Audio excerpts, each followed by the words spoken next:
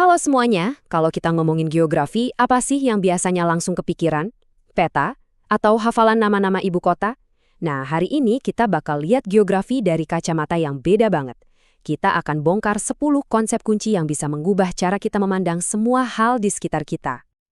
Oke, kita mulai dari pertanyaan yang paling dasar ya.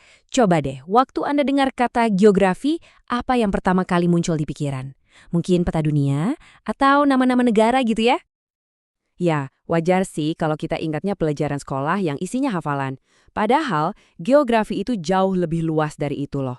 Ini bukan soal apa yang bisa kita hafal, tapi tentang apa yang bisa kita pahami dari dunia ini. Coba bayangin deh, geografi itu semacam kacamata khusus atau satu set alat analisis. Nah, dengan alat ini, kita bisa mulai menjawab pertanyaan-pertanyaan kenapa. Kenapa ya pusat perbelanjaan dibangunnya di situ? Kenapa pola pemukiman di desa dan di kota bisa beda banget? Dan gimana semua itu saling nyambung? Yuk, kita mulai dari yang paling basic dulu. Konsep-konsep pertama ini bakal bantu kita jawab pertanyaan paling fundamental dalam geografi. Di mana? Jadi ada dua cara nih buat ngeliat lokasi. Pertama, lokasi absolut. Ini adalah alamat yang pasti, titik koordinat yang nggak bisa diganggu-gugat. Misalnya 6 derajat lintang selatan. Titiknya ya di situ, nggak akan berubah.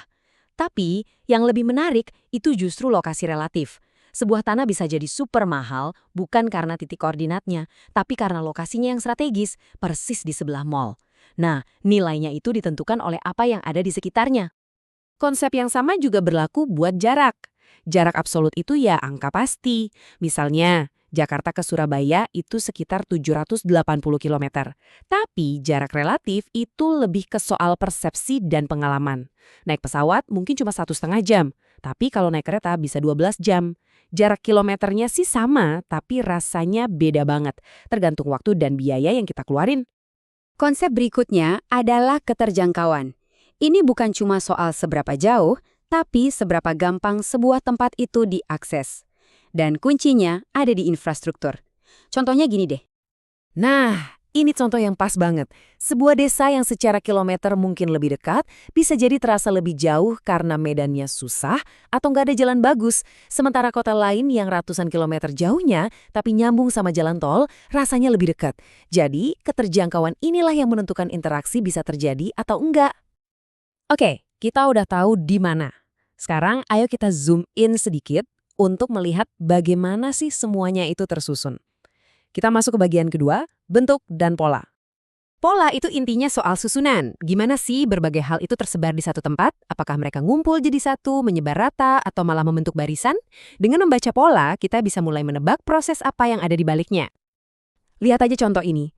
Jelas banget kan gimana alam atau infrastruktur buatan manusia bisa memaksa bentuk pemukiman. Di daerah pesisir, rumah-rumah cenderung berbaris ngikutin garis pantai. Ya, biar gampang akses ke laut. Sama halnya di sepanjang jalan raya, pemukiman juga bakal tumbuh memanjang ngikutin jalan. Pola ini bukan kebetulan. Ini adalah hasil adaptasi. Selanjutnya, morfologi. Sederhananya, ini tuh soal bentuk fisik daratan.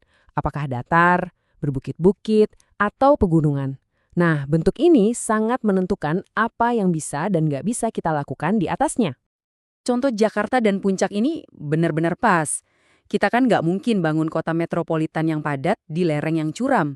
Sebaliknya, pesona villa peristirahatan itu justru karena morfologi perbukitannya yang indah. Jadi, bentuk lahan itu mendikte fungsi sebuah tempat. Pernah nggak sih ada bertanya-tanya, kenapa ya kawasan industri atau pusat perbelanjaan itu selalu ngumpul di satu tempat? Nah, jawabannya ada di konsep aglomerasi. Ini adalah fenomena di mana aktivitas-aktivitas sejenis sengaja mengelompok karena ada keuntungan bersama yang bisa didapat. Cikarang misalnya, jadi pusat industri raksasa, karena semua pabrik di sana bisa saling berbagi infrastruktur, akses ke tenaga kerja, dan jalur logistik jadi lebih efisien. Begitu juga dengan Glodok.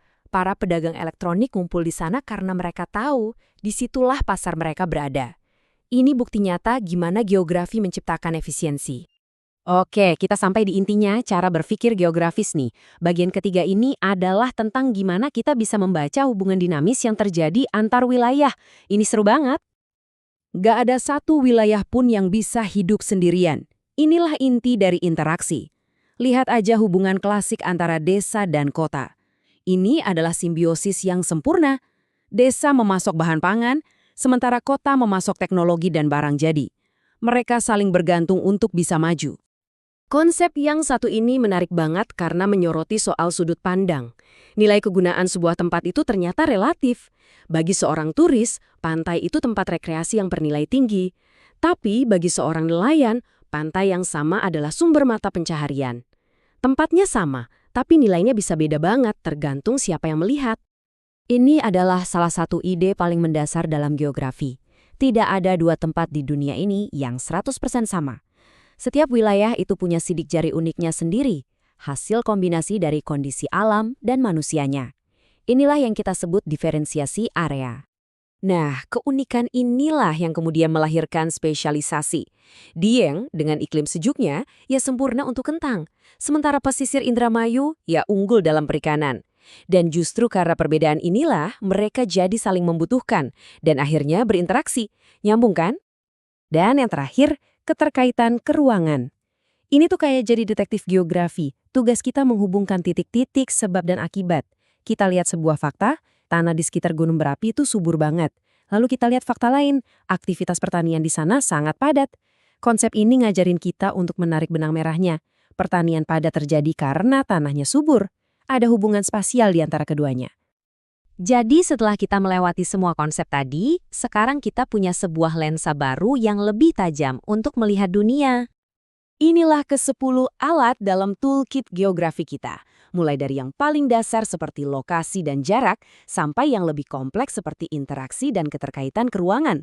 Masing-masing konsep ini membantu kita membongkar lapisan-lapisan cerita di balik sebuah tempat dan memahami kenapa dunia kita terlihat dan berfungsi seperti sekarang ini. Sekarang, giliran Anda. Coba deh pakai lensa baru ini untuk melihat lingkungan sekitar Anda. Kota atau desa tempat Anda tinggal. Konsep mana yang paling menonjol? Apakah aglomerasi yang membentuk pusat bisnis di kota Anda? Atau mungkin morfologi yang menentukan di mana orang membangun rumah? Coba renungkan, dan Anda akan mulai melihat tempat tinggal Anda dengan cara yang sama sekali baru. Sampai jumpa di pembahasan berikutnya.